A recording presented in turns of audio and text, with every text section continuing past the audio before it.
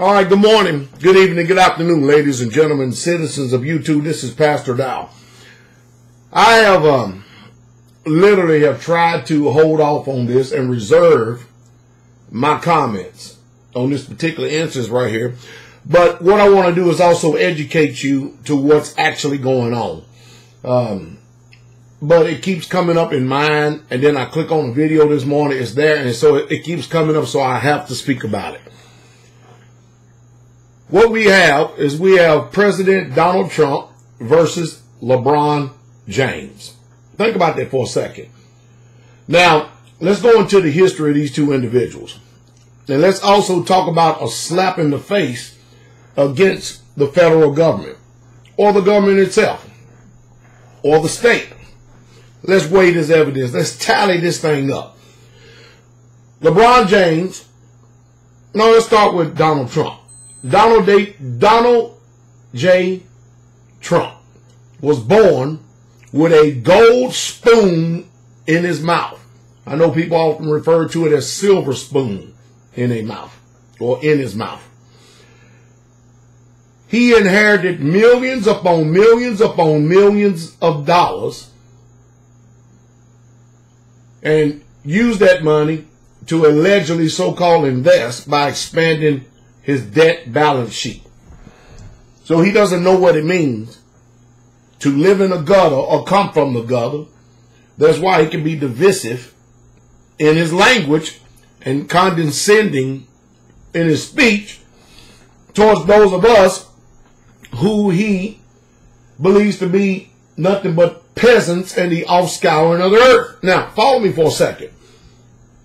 He talked about LeBron James earlier in one of his tweets, and says how that he prefers and he likes Mike. And then, of course, people will say, why in the world is this man, being the president of the United States of America, why is he now attacking LeBron James? Now, listen, I'm going to tell y'all something that the rich will not tell you and the mainstream news media will not tell you. You know, I've said it all the time, and I'm going to use my statement again. If I said it once, I've said it 1,000 times. Listen to me. Listen to me real good. Listen.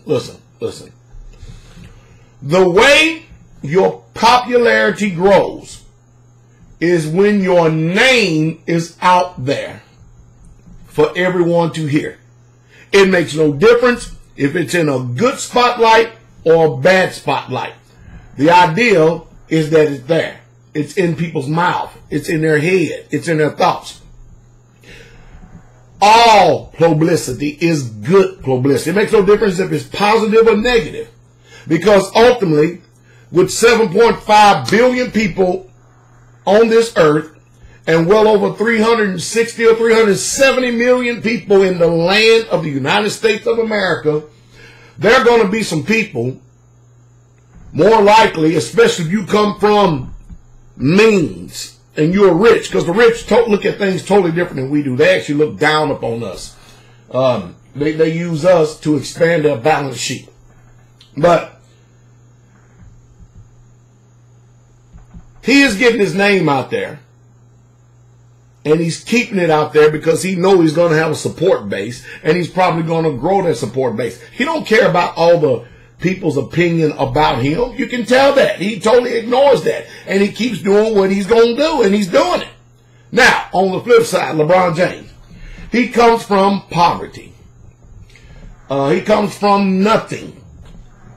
And he has literally, through his talent, sweat equity, has literally built himself an empire who, if he is not rivaling the balance sheet of Donald J. Trump, who came from everything and had everything given to him, he's probably going to surpass Donald J. Trump balance sheet and probably have more billions than he does.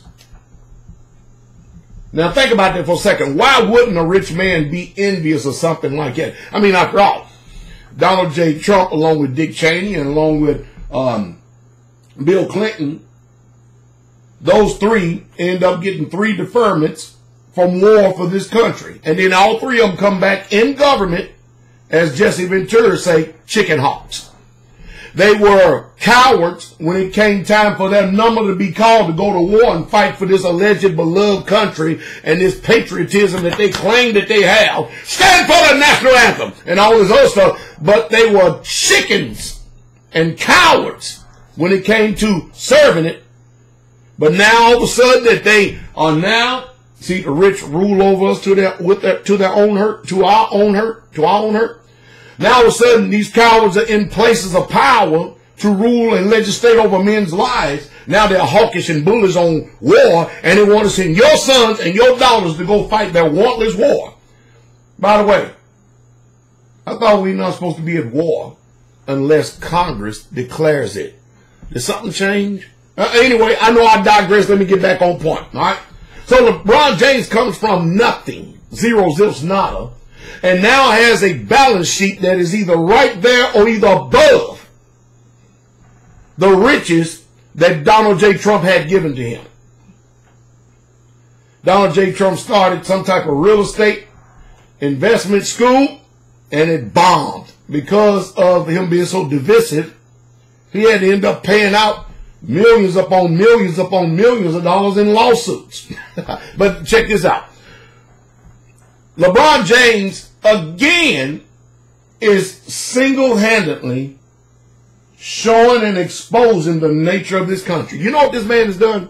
He has taken his money that he has earned through his sweat equity of playing basketball, and he has literally built a public school in his own hometown. Elementary school. Taking all and built the whole entire thing for children in his hometown so they can get a good education.